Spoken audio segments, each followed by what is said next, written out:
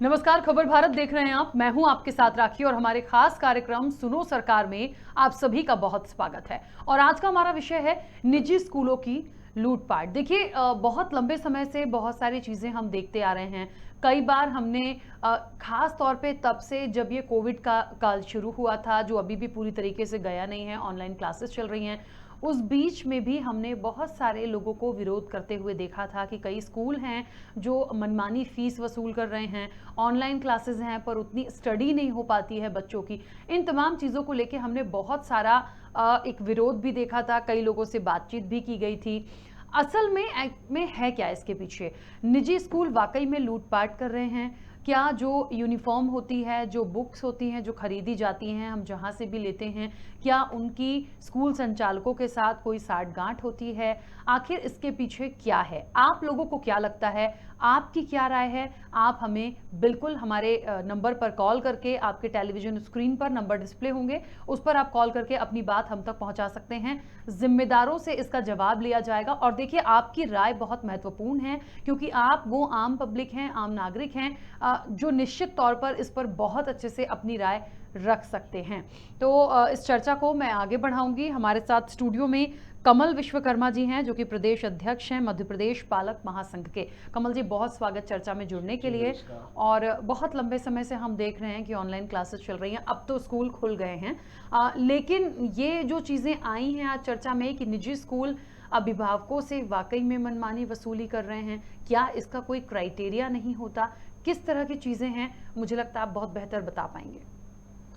देखिए राखी जी, आपने बिल्कुल सही कहा कि बिल्कुल मध्य प्रदेश में जिस तरह से आज स्कूलों की जो मनमानी चल रही है, अभिभावक इतना परेशान है और अभिभावक के साथ सरकार भी नहीं है। अब वो परेशान होने के बाद किसके पास जाए, जबकि सरकार एक आम आदमी की होती है, आम जन की होती है, आम अभिभावक की होती है।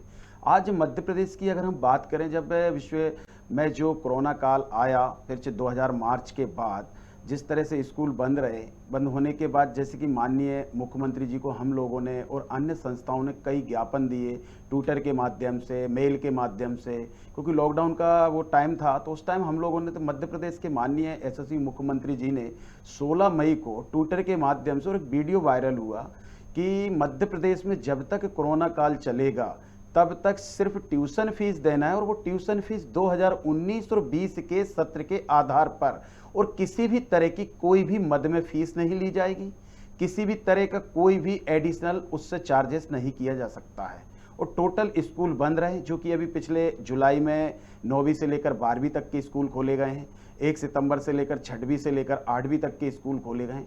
मध्य प्रदेश में जितने भी आदेश, अगर सीबीएसई की गाइड की लाइन बात करें तो 17 सितंबर 2020 को सीबीएसई ने भी ये गाइडलाइन दी थी कि सिर्फ ट्यूशन फीस लेना है, जिसमें 4 नवंबर 2020 को जो कानून उच्च न्यायालय, माननीय उच्च न्यायालय ने एक आदेश दिया कि जब तक कोरोना काल चलेगा तब तक भारत सरकार और केंद्र सरकार ये घोषित नहीं करती कि आज से कोरोना काल खत्म, इसके बाद आप फीस पूरी ले सकते हैं।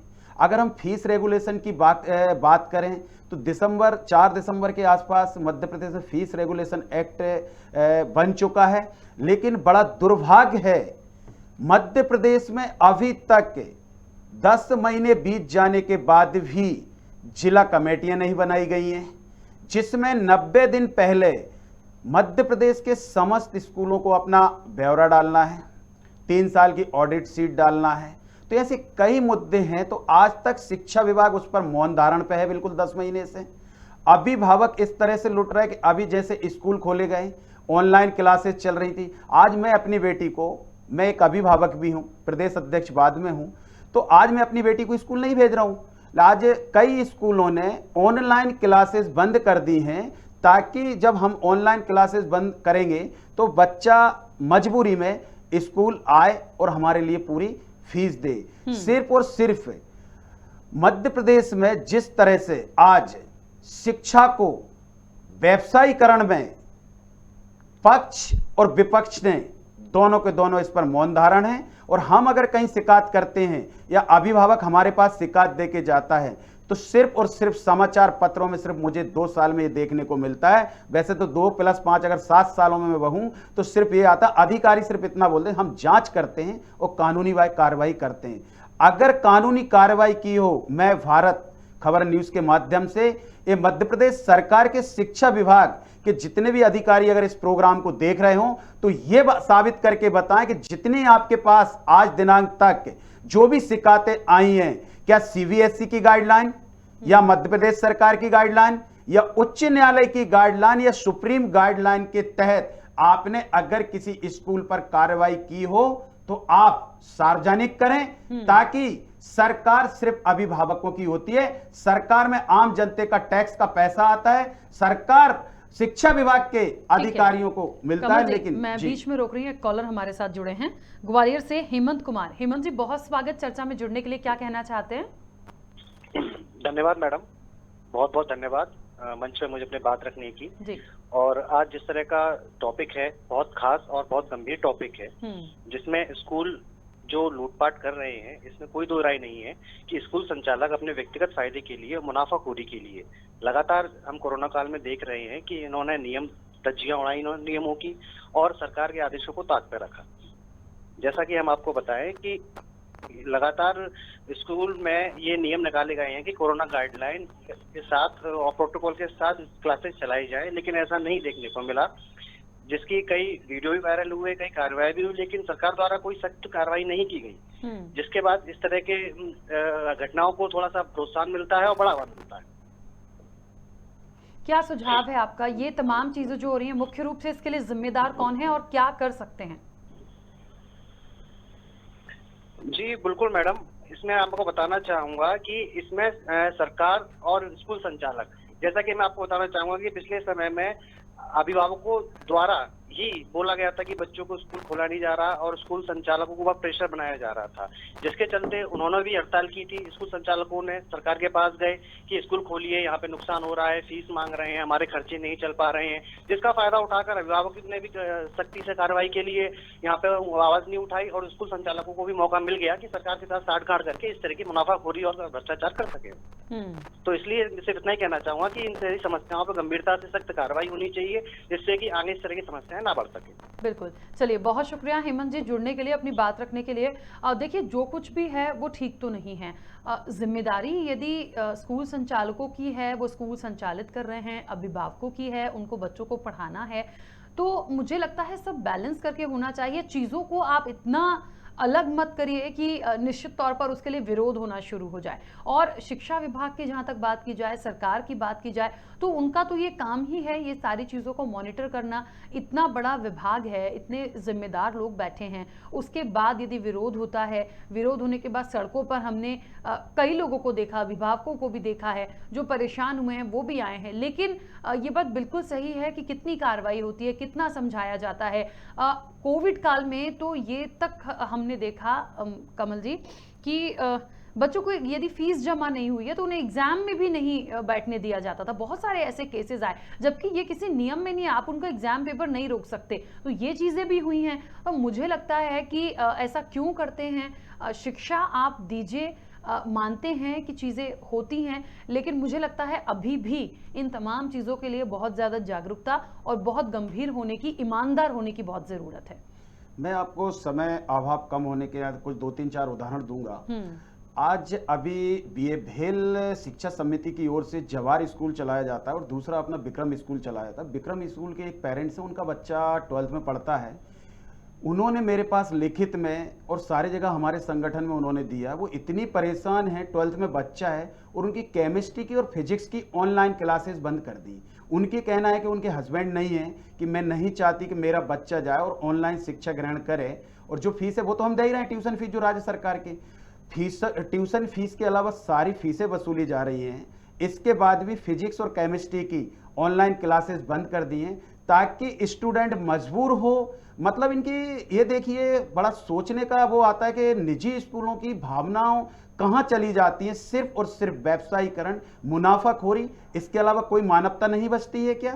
कि आज अगर उन जो महिलाएं हैं उनके हस्बैंड नहीं है और 2 साल से तबीयत खराब है और वो नहीं चाहती कि मेरा बच्चा वहां जाए, तो उनकी वो क्लासेस बंद कर दी। इसी तरह एक मानसरोवर में एक और केस है, मतलब जो आशीष यादव जी हैं, जो मैं टीवी के सामने नाम भी लेना चाहता हूं उनका, जो उनको अटैक आया तो उनकी स्थिति थोड़ी सी आर्थिक स्थिति बहुत ही ज्यादा खराब है। मानसरोवर पब्लिक स्कूल में काफी परेशान करने के बाद जिला शिक्षा अधिकारी के पास ज्ञापन दिलवाए हमने, कई जगह ज्ञापन मतलब पत्र वगैरह देने के बाद फिर मैंने उनको जो संचालक हैं तिवारी जी का नंबर दिया, फिर उन्होंने बात करी कि नहीं फीस तो आपको देना पड़ेगी। मानसरोवर की तो मेरे पास इतनी एप्लीकेशंस हैं, उसमें लिखित में ट्यूशन फीस के नाम के अलावा पूरी टोटल फीस ले रहे हैं और इवन लेट फीस तक। मध्य प्रदेश के आप एक मेरे पास लिस्ट है जो कि समाचार पत्रों में भी आया था, कौन कौन से स्कूल किस तरह से ट्यूशन की फीस ले रहे हैं। आज स्थिति ये है, Jawaharlal School, DPS School, Carmel Convent School, Saint Paul School, Sagar Public School, Bal Bhavan School, Vindhyachal Academy, Saint Xavier, Mansarovar School, ये सारे स्कूल जबकि 1% फीस नहीं बढ़ाने थी और फीस का आंकड़ा भी इन्होंने जो बढ़ाया है लगभग 10% से लेकर 15% तक, 20% तक है। जबकि ये लोग बोलते हैं कि हमें तो सरकार ने ठप्पा लगाकर दे दिया है कि हम तो फीस रेगुलेशन एक्ट के तहत 10% बढ़ाने का अधिकार। मैं उन निजी स्कूलों के संचालक महोदयों से निवेदन करना चाहता हूं, उस एक्ट की धारा 14A उसको पूरा पढ़िए आप। उसमें अगर फीस बढ़ाने का क्लोज है तो मध्य प्रदेश सरकार, जो कि चेन्नई हाई कोर्ट ने भी ये कहा है कि कोई भी निजी स्कूल फीस नहीं बढ़ा सकता है, उसमें पीटीए का गठन होना चाहिए। साथ में जब तक राज्य सरकार फीस बढ़ाने को अनुमोदन नहीं करती है तब तक आप फीस नहीं बढ़ा सकते। शिक्षा एक आम आदमी के, आम बच्चे का मौलिक अधिकार है और उसी तहत आपको शिक्षा के क्षेत्र में स्कूल चलाने के लिए आपको परमिशन दिया जाता है। लेकिन आज परिस्थितियां उल्टी हैं। मध्य प्रदेश सरकार से मेरा आरोप नहीं है, मैं निवेदन भी कर रहा हूं और आरोप भी कर रहा हूं। जिस तरह से आज शिक्षा विभाग, जिस तरह से आज स्कूलों के ऊपर संरक्षण देकर और अभिभावकों को आज ऐसे आर्थिक संकट में जिस तरह से आज परेशान हो रहा, अभिभावक के साथ कोई नहीं खड़ा करा है। और माननीय भोपाल राजधानी का जिला है तो मैं भोपाल जिले की राजधानी की बात करूंगा, लेकिन हम लोग संपूर्ण मध्य प्रदेश पे काम करते हैं, तो वहां के सारे मध्य प्रदेश के जिला अध्यक्ष, जो जिला शिक्षा अधिकारी महोदय हैं, उनके पास ज्ञापन जाता है, उस पर कोई कार्रवाई नहीं होती। और जो जिला शिक्षा अधिकारी, मैं उनको प्रणाम करता हूं, जो ईमानदारी से काम करना चाहते हैं, उसको रातों रात में ट्रांसफर कर दिया जाता है। ऐसा क्यों? जबकि जो सतना में, रीवा में कई जगह जिला शिक्षा अधिकारियों के ट्रांसफर किए जा रहे हैं, क्योंकि वो काम करना चाहते हैं। जब आप जिला शिक्षा अधिकारी को काम ही नहीं करने दोगे तो कहां से अभिभावकों के हितों को, जो आज आपने फीस रेगुलेशन एक्ट बना दिया, कागजों में रह गया। आपने एनसीईआरटी की बुकों का कानून बनाया, वो आपका कागजों में रह गया। आज स्थिति यह है कि कई स्कूलों ने कोरोना काल में एनसीईआरटी की बुकों के साथ साथ में अन्य बुकों, लेकिन अब जो न्यू शिक्षा नीति आई हुई है उसमें क्लियर लिखा है कि दिसंबर में पार्ट 1 जो होगा, उस पार्ट 1 में समस्त एनसीईआरटी से ही आपको पढ़ाना पड़ेगी। आज एक स्कूल में जो 4-4 हजार की बुकें ली थी, आज आर्थिक संकट में आज हजारों बच्चे पढ़ते हैं। आप मल्टीप्लाई करके देखिए कितना पैसे का अभिभावकों पर आर्थिक तंगी का बोझ डाला जा रहा है। तो मेरा सिर्फ उन स्कूल निजी संचालक महोदयों से और मैनेजमेंट से निवेदन है कि शिक्षा के साथ हम भी आज बच्चों को पढ़ा रहे हैं। हम ये नहीं चाह रहे कि आप फीस मत लीजिए, अगर फीस नहीं लेंगे तो आपका मेंटेनेंस, आपके टीचरों को, सबको आपको वेतन देना है, आपको ट्यूशन फीस तो लेना है, अन्य मदों में भी फीस लेना है। लेकिन आप ऐसी जो लूट माची मची हुई है, इस तरह से नहीं होना चाहिए। आज मध्य प्रदेश का एक एक तहसील स्तर तक निजी स्कूलों का बोलबाल चल रहा है और बस अभिभावकगण बहुत परेशान है। और सरकार, और सबसे बड़ी बात एक और पॉइंट निकल के आता है, मध्य प्रदेश की 7.5 करोड़ जो जनसंख्या का जो विपक्ष जहां पे मध्य प्रदेश में बैठा है, विपक्ष तो बिल्कुल इतना मौन धारण है और विपक्ष सोचता है कि हम सरकार बना लें। जब आप अभिभावकों की आवाज नहीं उठाओगे, आप कोई उनके लिए हितों के लिए लाभ नहीं करेंगे, उस कानून के ऊपर बात नहीं करेंगे, तो अभिभावक आपके साथ क्यों होंगे? तो कहीं ना कहीं विपक्ष के लिए आज मध्य प्रदेश के विपक्ष का मतलब यानी कि 7.5 करोड़ की चौकीदारी करना। चौकीदारी में आज हमारे अभिभावक भी आते हैं। आज मध्य प्रदेश में जो 1.5 करोड़ आज अभिभावक हैं, उनकी भी तो आप चिंता करिए। आज उनके लिए कोई नहीं आना चाहता। बिल्कुल, देखिए बहुत महत्वपूर्ण बात है और क्योंकि पालक संघ के अध्यक्ष हैं निश्चित तौर पर, तो बहुत सारी चीज़ें आती हैं उनके पास, बहुत सारी कंप्लेंट्स भी अभिभावकों की आती होगी। मुझे ऐसा लगता है कि जब ये बिल्कुल साफ़ है कि बिना राज्य सरकार की अनुमति के या बिना उनके बातचीत के कोई भी स्कूल यदि फीस नहीं बढ़ा सकता है, तो फिर ये जो लिस्ट भी यहाँ पर कमल जी आपने बताई, मुझे नहीं पता ये क्यों चल रहा है, किस वजह से चल रहा है। लेकिन सबसे बड़ी गलती ये है कि जब ऐसा नहीं हो सकता है तो क्या आप सरकार के खिलाफ जा रहे हैं, तो फिर सरकार को एक्शन लेना चाहिए। लेकिन जब सरकार भी कुछ ना करे तो फिर इसके पीछे का क्या माने। आपने भी देखा होगा 29 जून को काफी बड़ा हंगामा हुआ था मंत्री जी के बंगले से लेकर सोशल मीडिया से लेकर, लेकिन आज तक कोई कार्रवाई नहीं हो रही। माननीय मंत्री महोदय जी के पास जाते हैं, ज्ञापन देके हम कार्रवाई कर रहे हैं, कार्रवाई करना ही नहीं चाहते। अरे आप किसी एक दो स्कूलों की जिस नियम के विरोध जो कार्य कर रहे हैं उनकी मान्यता रद्द तो कीजिए, इसके बाद तो ऑटोमेटिक ही आप सुधर जाएगा। तो कहीं ना कहीं जाकर आज फिर मैं कहूंगा, पालक महासंघ के अध्यक्ष होने के नाते मध्य प्रदेश सरकार की निजी स्कूलों के साथ साठगांठ होने के कारण जिसका हर जाना अभिभावक भुगत रहा है।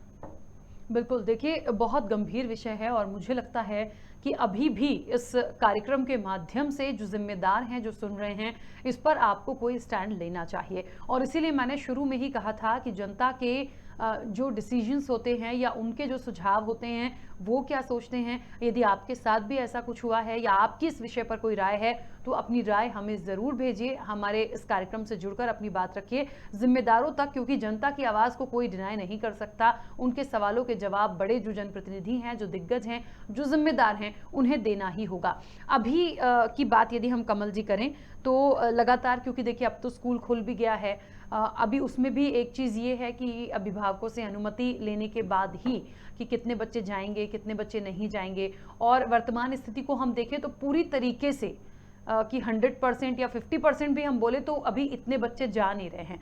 उन लोगों के लिए क्या क्राइटेरिया है, क्योंकि फीस तो उन्हें उतनी ही भरनी है, वो कैसे पढ़ पा रहे हैं, क्या उतना आउटपुट जो उनको मिलना चाहिए क्या वो मिल रहा है, अभिभावक संतुष्ट हैं? बिल्कुल नहीं है। देखिए हम भी चाहते हैं कि स्कूल खुलें, लेकिन सरकार की जो गाइडलाइन है उसको फॉलो करना चाहिए।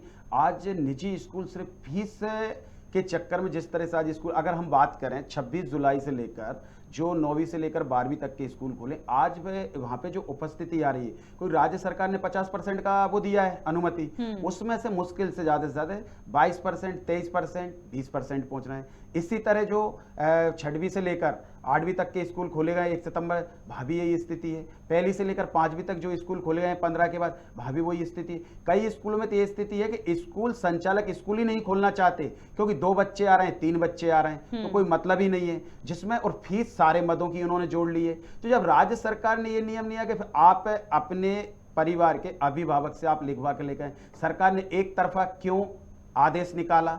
दोनों तरफा आदेश होना चाहिए थी कि अगर आप स्कूल नहीं खोलेंगे तो आप पे ये पेनल्टी रहेगी। लेकिन सरकार ने एक तरफा खोलकर और फीस का जो दरवाजा है, फीस लेने का वो दरवाजा राज्य सरकार ने बढ़िया सुनिश्चित व्यवस्थित करके, और अभिभावकों के हितों के लिए नहीं है, सिर्फ स्कूल के निजी संचालकों के लिए, स्कूल संचालकों के लिए रास्ता सरकार ने खोला गया है। अच्छा, अभी तक हम देखें तो हमने कई विरोध प्रदर्शन देखा, आंदोलन भी देखे हैं, काफ़ी कुछ बात करने की प्रयास भी की गई है अभिभावकों की तरफ से, पालक संघ की तरफ से। वर्तमान में क्या हो रहा है और आपको लगता है कि आने वाले समय में इनका कोई हल निकलता दिखाई देगा?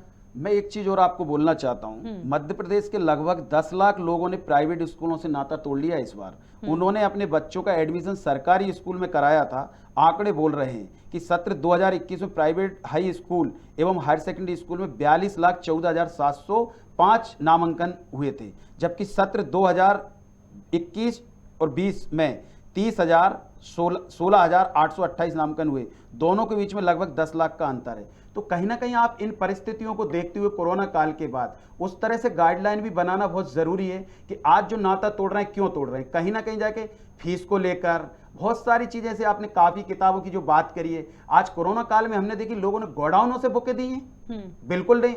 लेकिन आज राज्य सरकार को इस पर गंभीरता से, हम राज्य सरकार को ये नहीं कि सरकार हमारी है, सरकार, हम लोग उसमें अभिभावक भी हैं, तो सरकार को ये चीज़ विशेष ध्यान देखना चाहिए कि अभिभावक जब जिला शिक्षा अधिकारी के पास जाते हैं तो उसकी सुनवाई नहीं हो रही, स्कूल के पास जाते हैं तो ऐसा लगता है कि मैनेजमेंट बात नहीं करना चाहता है। तो अभिभावक जो ननिहाल बच्चों के साथ, और अपना जब बच्चा स्कूल में पढ़ता है वो किसी से बोल नहीं सकता है, वो किसी का विरोध नहीं कर सकता है, वो कहीं आम आंदोलनों में खड़ा नहीं हो सकता, क्योंकि अगर वो ये सब कार्य करता है तो कल को उसके स्कूल में उसको ये डर रहता है कि मेरे बच्चे के साथ कुछ ना हो जाए, मेरे बच्चे को पढ़ाई में कहीं फेल ना कर दें। जबकि पहली से लेकर 9वीं तक तो आरटीआई एक्ट के तहत किसी को फेल भी नहीं करना है। तो देखिए, अगर राखी जी यही परिस्थिति मध्य प्रदेश की बनती रही तो वो दिन दूर नहीं है कि मध्य प्रदेश में सबसे बड़ा आंदोलन अगर होगा भोपाल की राजधानी में तो वो शिक्षा का आंदोलन होगा, जिसमें राज्य सरकार को, राज्य सरकार के प्रशासन को उस आंदोलन को संभालना भी बहुत मुश्किल हो जाएगा।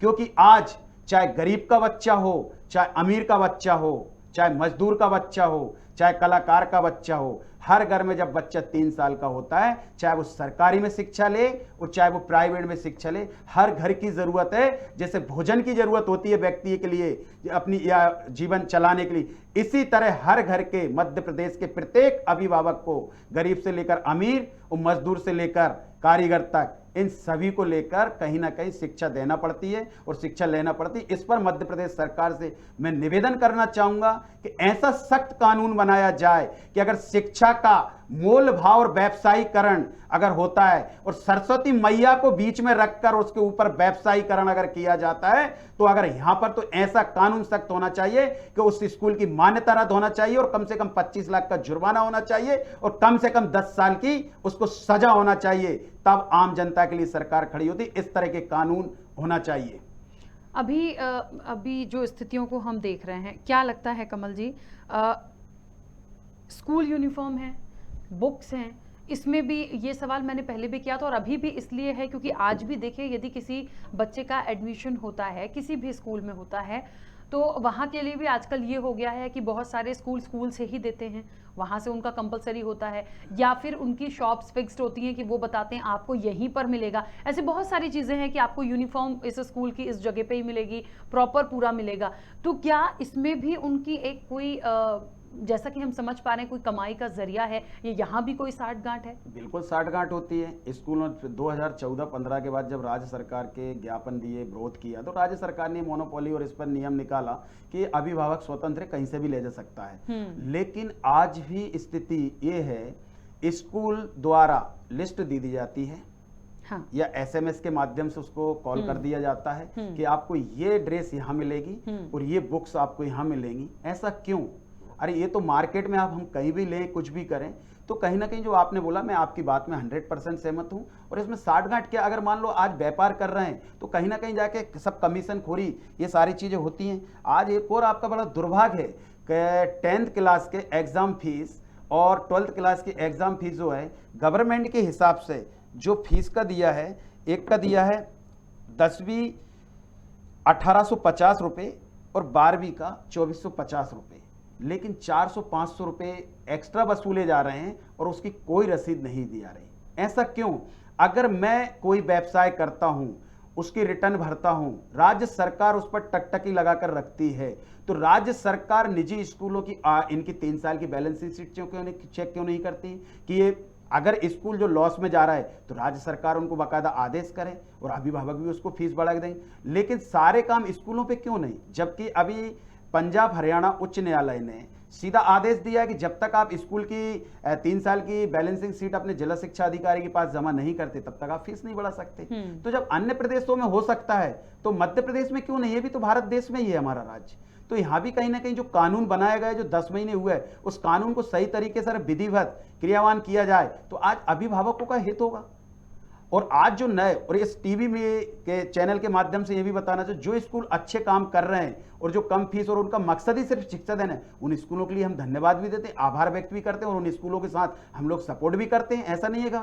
आज देखिए, मध्य प्रदेश में एक और जानकारी देना चाहूंगा इस चैनल में, राज्य सरकार ने ITI के जो छोटे छोटे माध्यमिक शिक्षा बोर्ड के कई स्कूल चल रहे हैं अपने मध्य प्रदेश में और कई स्कूल CBSE के भी चल रहे हैं।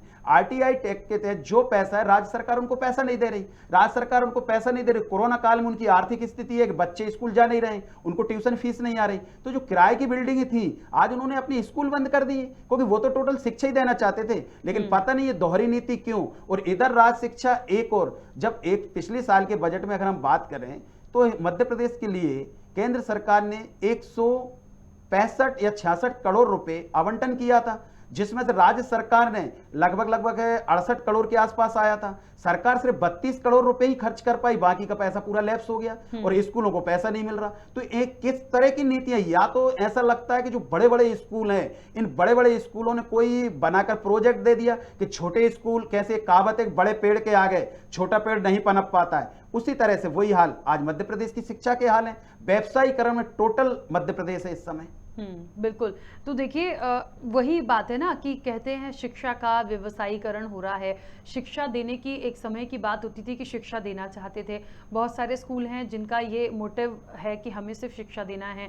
लेकिन वर्तमान स्थिति जो हुई है, कुछ कोविड के समय से लगातार चली आ रही है, कुछ अभी भी हो रहा है, वाकई में थोड़ा सा मुश्किल है। और हर वर्ग के लिए तो आप सोच के देखिए कि उनके लिए हमेशा इन तमाम चीज़ों को या बड़ी फीस को भरना मुश्किल है, लेकिन पढ़ाना भी सब चाहते हैं। तो वाकई में जो गाइडलाइंस हैं या जो एक निर्धारित किया गया है, प्लीज़ आप वही वसूलिए। आप अलग से कोई ऐसी चीज़ें मत करिए जिसकी वजह से एक बर्डन अभिभावकों पर आए। दूसरी चीज़ मैं यहाँ पर फिर एक बार बोलूँगी, जो इस तरह के केसेस हमने सुने और देखे थे कि हम आपकी फीस नहीं आएगी या समय पे नहीं आएगी या लेट हो गई है तो आप उनको एग्जाम नहीं देने देंगे। तो मुझे लगता है ये सब चीज़ें तो कम से कम ना हो। थोड़ी सी शिक्षा का मंदिर हम कहते हैं स्कूल को, तो इस तरह की चीज़ें नहीं होनी चाहिए।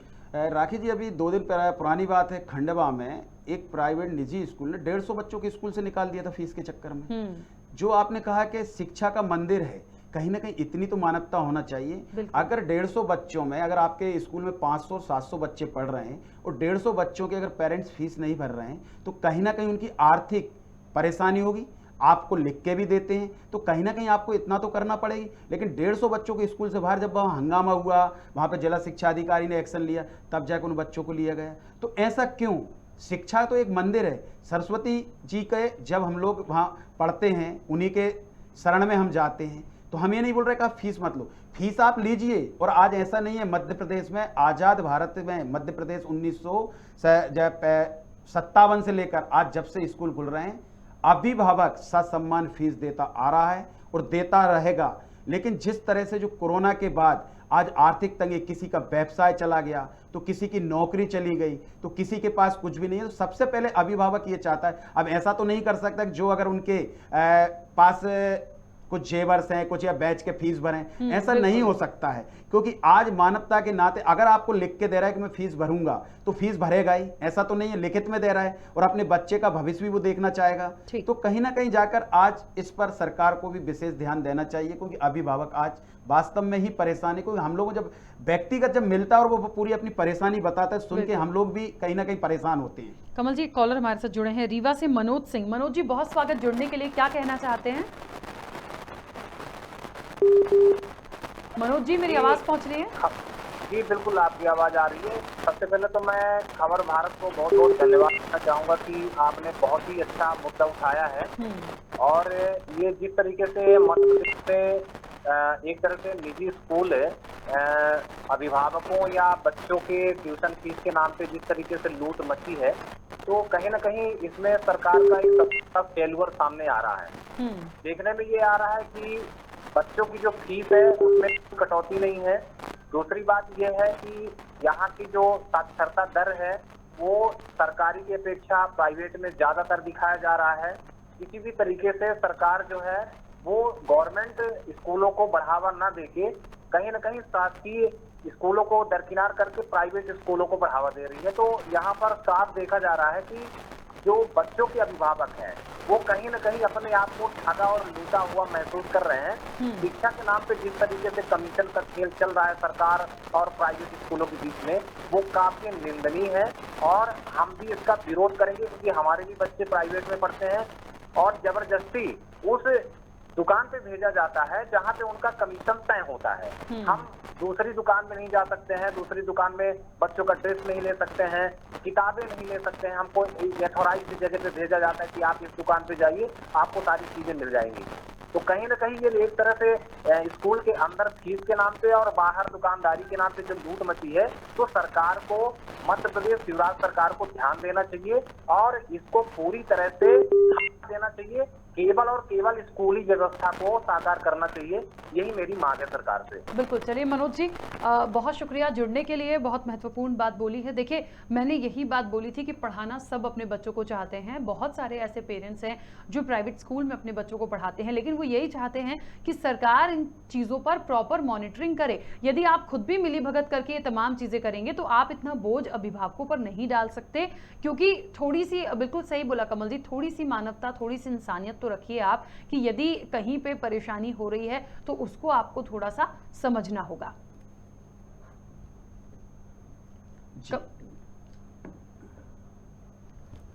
कमल जी, अभी वर्तमान स्थिति की हम बात करें तो क्या कितना इम्प्रूवमेंट हम देख सकते हैं, या ऐसी कोई चीज़ें हैं जो नई जोड़ी गई हैं, या आगे कुछ और हम अच्छा होता हुआ देख पाएंगे, या अभी कोई उम्मीद नहीं है, जैसा जो चल रहा है वैसे ही चलेगा?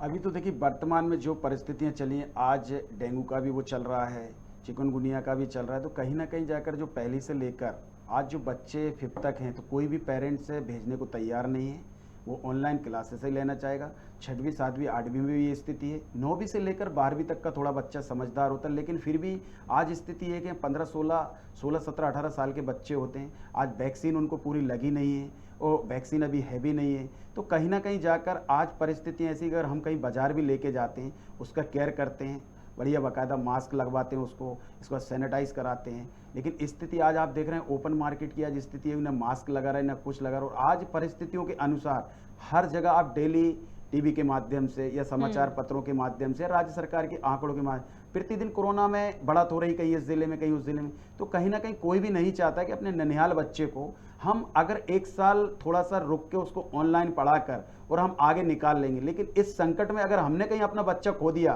तो वो कभी वापस नहीं आएगा। तो ये हर पेरेंट्स अपनी ननिहाल बच्चों के लिए सोचता भी है और सोच समझ कर ही कदम उठाता है। जो 10 से 15% स्कूल पहुंचा रहे हैं, तो उनके भी कई बच्चों आज तबीयतें खराब होती जा रही हैं, तो कहीं ना कहीं जाकर परिस्थितियां अभी वही बनी हुई हैं जो पहले से थी। राज्य सरकार ने सिर्फ निजी स्कूलों के दबाव में आकर पहली से लेकर 8वीं तक स्कूल खोले गए हैं, जो कि मैं बार बार फिर बोलना चाहूंगा, सिर्फ फीस के दरवाजे खोलने के लिए, ताकि अभिभावक बाध्य हो। और स्कूल अभी 4-5 दिन पहले सुप्रीम कोर्ट में इनने एक कमल जी, बीच में रोक रही हूँ, एक कॉलर प्रदीप खंडेलवाल जी जुड़े हैं भोपाल से। प्रदीप जी, बहुत स्वागत, क्या कहना चाहते हैं? देखिए, स्कूलों का तो जो निजी स्कूल खुले हुए हैं, ये तो पूरा एक व्यवसाय का रूप धारण कर लिया है। पढ़ाई कम है, कॉपी किताब या जो है स्टेशनरी, बस्ते, ड्रेसेस, ये सब बिकवाने के काम कर रहा है। तो इस पे जो है, जबकि हर शासन के हर व्यक्ति की नॉलेज में है, जिला शिक्षा अधिकारी की नॉलेज में है कि इस टाइप के काम हो रहे हैं, लेकिन उसके बाद भी ये लोग उस पर कार्रवाई नहीं करना चाहते हैं।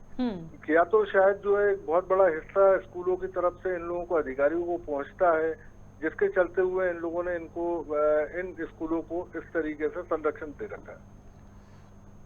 बिल्कुल। चलिए प्रदीप जी, बहुत शुक्रिया जुड़ने के लिए, अपनी बात रखने के लिए। महत्वपूर्ण यही है कि एक बात कमल जी आपने बोली थी कि वाकई में अभी भी जो कोरोना की चीज़ें हैं और 3rd वेव की चर्चाएं भी बहुत ज़ोरों से हैं, तो उस बीच में अभी क्योंकि बच्चों के लिए कोई वैक्सीन नहीं है, तो मुझे नहीं लगता कि बहुत ज़्यादा कंपलसरीली ये होना चाहिए था। ऑनलाइन भी पढ़ रहे हैं तो स्कूल को फ़ीस तो देखिए, ऑनलाइन फ़ीस भी जा ही रही है। अब पूरी तरीके से यदि सरकार दबाव में है कि 1st से लेके आपने 12th तक के सभी, मुझे लगता है सभी जगह स्कूल खुल गए, सभी स्कूल खोल दिए गए हैं, तो अब बचा क्या है? अब आप कह रहे हो कि अभिभावक के ऊपर है, वो भेजेंगे या नहीं भेजेंगे। तो देखिए, इस स्थिति में अभिभावक भी क्या करेंगे? आप उनको, वो दोनों तरफ से मजबूर हैं, उनको पढ़ाना भी है, या तो वो ऑनलाइन पढ़ाएं, आधे बच्चे जा रहे हैं आधे नहीं जा रहे, उसका सिस्टम कैसा होगा, वो प्रॉपर पढ़ पाएंगे कि नहीं, दुविधा अभी भी उनकी यही बनी है। या तो खुल जाता या स्टॉप करते, लेकिन रिस्की है। मैं बता रही हूँ आपको, बहुत सारे लोगों से जब हम चर्चा करते हैं तो उनको ऐसा लगता है कि बच्चों के लिए वैक्सीन नहीं है, तो ठीक है, हम शिक्षा देने से या शिक्षा लेने से मना नहीं कर रहे हैं, लेकिन थोड़ा सा मुझे लगता है विचार एक बार और इस पर किया जा सकता है। और फीस को लेकर भी यदि कोई क्राइटेरिया है तो प्लीज़ उसको फॉलो करिए। और मुझे लगता है यदि मिली भगत से हो रहा है तो फिर तो निश्चित तौर पर कोई कुछ नहीं कर पाएगा। एक बड़ा आंदोलन हमें आने वाले समय में दिखेगा। एक और कॉलर हमारे साथ जुड़े हैं, सुनील तिवारी सतना से। सुनील जी, बहुत स्वागत। जुड़ने के लिए क्या कहना चाहते हैं? मैं तो धन्यवाद दूंगा मैडम। और दूसरी बात मैं ये कहूंगा कि आज का ये मुद्दा वास्तव में बहुत ही अच्छा, और मैं आपको बताऊं कि अभी जागृत पालक संघ मध्य प्रदेश ने एक याचिका दायर की थी सुप्रीम कोर्ट में, जिसमें पैरवी वकील अभिनव मल्होत्रा, मयंक क्षीरसागर और चंचल गुप्ता ने की थी। और उसमें उसके आदेश पर सुप्रीम कोर्ट ने बाकायदा आदेश दिया है कि राज्य सरकारों को स्कूल जितनी भी मानी राज्य सरकार को दिया सुप्रीम कोर्ट ने कि भाई जो भी फीस ले रहे हैं स्कूल संचालक, उनको बाकायदा बताना होगा कि वो किस किस मद से ले रहे हैं फीस, क्या कर रहे हैं, किस पर कितनी फीस लिए, और उसको राज्य के शिक्षा विभाग को देनी भी होगी इनको जानकारी। बड़ी बात यह है कि स्कूल संचालक, बहुत से स्कूल संचालक हैं आज भी इसकी जानकारी वहां तक नहीं उपलब्ध करा पाए, ना ही उनकी ऑनलाइन जानकारी मिल पा रही। फर्स्ट चीज। सेकंड चीज, अभी एक जो आंकड़ा मिला है, जो लोगों ने बनाया है, उसमें उन्होंने आंकड़ा एक मिला है कि सालाना लगभग ये लोग जो चोरी करते हैं, हिसाब से वसूली करते हैं अपने उन अभिभावकों से, तो लगभग 10 करोड़ की कमाई ये करते हैं कमीशनबाजी में। अब इनका कमीशन का खेल कैसे चलता है स्कूल संचालकों का? ये स्कूल संचालक क्या करते हैं मैडम कि पहले प्रकाशक से इनकी सेटिंग होती है, जबकि बाकायदा राष्ट्रीय शैक्षणिक अनुसंधान और प्रशिक्षण परिषद ने, सरकार का आदेश है कि बाकायदा एनसीईआरटी की बुक लेंगे, राष्ट्रीय शैक्षिक अनुसंधान और प्रशिक्षण परिषद जो है उसकी बुक चलाएंगे। इसके बाद भी ये लोग करते क्या है कि अपने एक निजी प्रकाशक की पुस्तकें चलाते हैं। उन प्रकाशकों से को क्या है कि जिस हिसाब का विद्यालय होता है 2 लाख, 4 लाख, 10 लाख, 15 लाख, 20 लाख, उस हिसाब से इनको कमीशन मिल जाता है। उसके अलावा ये क्या करते हैं, जो पुरानी पुस्तकें भी होती हैं उसमें भी सेटिंग करके वापस कर लेते हैं, वहां से उनका नवीनीकरण हो जाता है, तो वहां से भी उनको एक मोटी रकम मिल जाती है। तो वहां से कमीशन लेने के बाद ये लोग करते क्या है कि फिर जो है जो निजी इनकी दुकानें होती हैं, अभिभावकों को उनको पर्चियां पकड़ा देते हैं। कुछ लोग तो 20% और ज्यादा बढ़ा करके जो है तो स्कूलों से ही बेचना शुरू कर देते हैं, और कुछ लोग कुछ निश्चित जो है तो दुकानों में रखवा देते हैं और उसको कुछ कमीशन देते हैं, उससे भी कमीशन लेते हैं, और वहां से जो है तो ये कमीशन का खेल चलता है। फिर ये ऐसे ही ड्रेस में भी करते हैं, ऐसे ही जो है तो जूते, मैं मैडम बताऊं कि जूते मोजे तक में करते हैं, इनका ये कमीशन का खेल चलता है। जबकि इनकी मनमानी का कारण सबसे बड़ा तो मैं यही कहूंगा कि प्रशासनिक उदासीनता है। शिक्षा विभाग में वो जो माफिया, शिक्षा माफिया बैठे हुए हैं, जो पैसा लेकर के काम करते हैं, और सबसे बड़ी लापरवाही होती है जो बीओ बैठे हैं, ब्लॉक शिक्षा अधिकारी जो बैठे होते हैं, इनको चूंकि कुछ अधिकार होते हैं क्षेत्र के स्कूलों का संचालन कैसा हो रहा है उनकी जांच करना, उनमें वास्तविक व्यवस्थाएं हैं कि नहीं। ये लोग करते क्या है कि जब भी आते हैं तो इनको एक मोटी दे देता है स्कूल संचालक, और उसको लेकर के ये शांत हो जाते हैं। जबकि स्कूल संचालन के लिए बाकायदा एक समिति होती है, और समिति का उद्देश्य जो है केवल स्कूल संचालन करना है, स्कूल को अच्छा करना है, बच्चों को शिक्षा देना है। और ये करते क्या है कि उनसे केवल और केवल वसूली का उद्देश्य रहता है, एक मोटी कमाई का जरिया रहता है, और अब स्कूल संचालन भी इनके लिए एक कमाई का ही जरिया हो गया। ये सारी चीजें करते हैं। बस दूसरी चीजें ये करते हैं मैडम कि इनके जो भी वाहन होते हैं इतने अव्यवस्थित रहते हैं कि कब किसकी मौत हो जाए कोई मैंने जांच करने वाला नहीं। मैं आपको बताऊं कि बिरसिंहपुर में अभी 2 साल पहले एक घटना घटी थी, लकी कॉन्वेंट स्कूल थी, और उसकी गाड़ी से जो है बस से उसका एक्सीडेंट हुआ था, 100 से 150 की स्पीड में थी।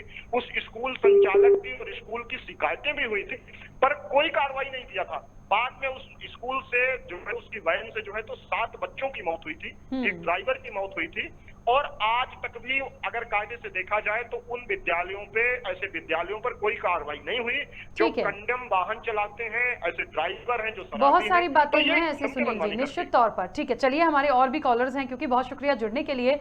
देखिए बहुत सारी बातें इन्होंने यहाँ पर रखी, और बिल्कुल निश्चित तौर पर होता भी है। वसूली किन किन चीज़ों की नहीं हो रही है। आज देखिए स्कूल की जो बसेज होती हैं उनका अभी चार्जेस नहीं है। क्यों? आप ऑनलाइन पढ़ रहे हो, आप जाओगे और अब शुरू हो गया है, उसका चार्ज अलग है। तो वो जो भार है ओवरऑल एक फीस जो साल भर में, उसमें ना जाने इतनी चीज़ें हैं कि मुझे लगता है पेरेंट्स को बहुत सारी चीज़ें तो क्लियर भी नहीं होती होंगी कि कितनी चीज़ें आ रही हैं, कितनी चीज़ें जा रही हैं, ये क्यों देना कंपलसरी है, ऐसा क्यों होता है। मुझे नहीं लगता, कमल जी लगता है कि पेरेंट्स पूरी चीज़ों को आइडेंटिफाई कर पाते हैं या स्कूल उनको बता पाता बिल्कुल है? नहीं कर पाते। उन्होंने बिल्कुल एक रसीद बना दी, उस रसीद में सारे हेड डाल दिए और नीचे उसमें टोटल लग दिए, और अगर आपने टाइम से फीस नहीं तो उसमें 10 रुपये पर डे के हिसाब से फीस भी जोड़ दी, लेट फीस, मतलब सारे जितने थे। और आप देखिए, अब जब हम 3 महीने एडवांस आपको फीस देते हैं और अगर हम 2 दिन लेट हो जाते हैं तो हमसे आप 20 रुपये, 100 रुपये, 500 रुपये आप वसूलते हैं। अभी जो इन्होंने आंकड़े बताए और आपने भी कहा कि जो आज देखिए कितनी बड़ी विडंबना है, निजी स्कूलों ने सुप्रीम कोर्ट को भी नहीं माना। सुप्रीम कोर्ट ने एक आदेश दिया कि पोर्टल पर 3 साल की फीस 2 सप्ताह में आपको अपलोड करने की आदेश दिया जाता है। आज 6 सप्ताह बीत जाने के बाद भोपाल में 25% लोगों ने, इंदौर में 7.7%, ग्वालियर में 24%, जबलपुर में 31% स्कूलों ने जानकारी दी है। अभी तक मतलब 100% जानकारी नहीं देना चाहते, क्योंकि कहीं ना कहीं आपके मन में खोट है। आप शिक्षा माफिया हैं, इसलिए आप अपलोड नहीं करना चाहते। आप अगर ईमानदारी से कार्य करेंगे तो आपको चोरी थोड़ी कर रहे हैं, आप स्कूल चला रहे हैं, आप फीस वसूल रहे हैं, तो आप दीजिए ना सुप्रीम कोर्ट के आदेश, राज्य सरकार को आदेश में। तो जैसे कि अभी सुनील जी की बातों में सहमत हूं, सिर्फ और सिर्फ शिक्षा माफिया राज्य सरकार पर इतना दबाव बना रखा है कि राज्य सरकार का शिक्षा विभाग कुछ कार्य कर ही नहीं पा रहा है। ये परिस्थितियां बनी हुई हैं राज्य सरकार का शिक्षा विभाग पे। जो अभी आपने एक बीच में कहा कि आने वाले समय में जिस दिन एक एक तहसील और एक एक जिले का व्यक्ति जब आंदोलन भोपाल की राजधानी लाल परेड या जम्बूरी मैदान में खड़ा होगा और सड़कें रोकेगा और यातायात, तब सरकार को समझ में आएगी। क्योंकि अभी जनता का एक विरोध ऐसा होता है कि अच्छी अच्छी सरकारें भी चली जाती हैं। इसलिए फिर सरकार से अपील करता हूं कि शिक्षा के साथ ऐसा अन्याय ना होना चाहिए। बिल्कुल। एक कॉलर रतलाम से जुड़े हैं, जावेद खान। जावेद जी, बहुत स्वागत जुड़ने के लिए, क्या कहना चाहते हैं? जी मैम, सबसे पहले आपको धन्यवाद देता हूँ खबर भारत को ये मुद्दा उठाने के लिए। मैम, ये सही बात है कि निजी स्कूलों का जो स्तर बढ़ता जा रहा है और सरकारी उसका अपने आप में कम होते जा रही है, हमारी सरकारों की जो है कमी पाई गई है। यहाँ तक कि कोरोना काल में भी ये प्राइवेट स्कूलों ने फीसें अपनी ली हैं। बिल्कुल।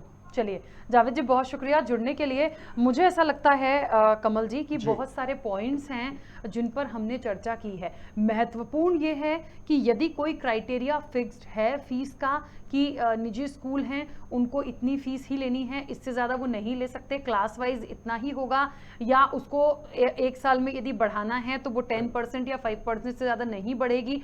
जो भी रूल्स एंड रेगुलेशंस हैं, मुझे लगता है सरकार का ये दायित्व है कि उनको फॉलो करवाएं। और यदि सरकार भी नहीं करवा पा रही है तो फिर निश्चित तौर पर इसके पीछे बहुत बड़ा एक कोई साठगांठ है, जिसके लिए आप किसको जिम्मेदार मानेंगे? जिम्मेदार सरकार ही है, क्योंकि सरकार आप देख चला रहे हैं, आपके पास शिक्षा विभाग है, इतने लोग काम कर रहे हैं, तो क्या उसकी प्रॉपर आप स्कूलों की मॉनिटरिंग नहीं कर सकते? पूरे मध्य प्रदेश में कितने स्कूलों में उनकी मॉनिटरिंग नहीं हो सकती जिले वाइज? तो मुझे लगता है ये करना होगा, ये इच्छा शक्ति दिखानी होगी। यदि नहीं करेंगे तो फिर बिल्कुल ठीक है, जब सड़कों पर लोग आएंगे, जब अभिभावक आएंगे, तो फिर निश्चित तौर पर हमने एक किसान आंदोलन देखा, फिर हमने ओबीसी आरक्षण को लेकर बहुत सारी चीजें देखी हैं। मुझे लगता है ये भी एक उनमें से कोई बहुत बड़ा आंदोलन ना हो जाए, क्योंकि इस वक्त वाकई में कोविड के बाद से ही स्थितियां बहुत खराब हैं और जो अभिभावक है वो बहुत परेशान है। देखिए, आपने कहा कि फीस रेगुलेशन एक्ट तो 2020 में बन चुका है 4 दिसंबर को, जिसके लिए पालक महासंघ मध्य प्रदेश ने काफ़ी प्रयास किए। 6 साल संघर्ष करने के बाद हमारा सहयोगी संस्था जो उपभोक्ता मंच जबलपुर से PIL लगाई, 2 साल हम लोगों का केस चला। राज्य सरकार ने ज्ञापन पे उसके जवाब देते रहे, 2 साल तक वो केस चला। और इसके बाद लास्ट में ये हुआ कि राज्य सरकार को उच्च न्यायालय ने हस्तक्षेप कर और माननीय उच्च न्यायालय ने आदेश किया कि मध्य प्रदेश में फीस रेगुलेशन एक्ट होना चाहिए, उस एक्ट के तहत अभिभावकों से फीस लेना चाहिए।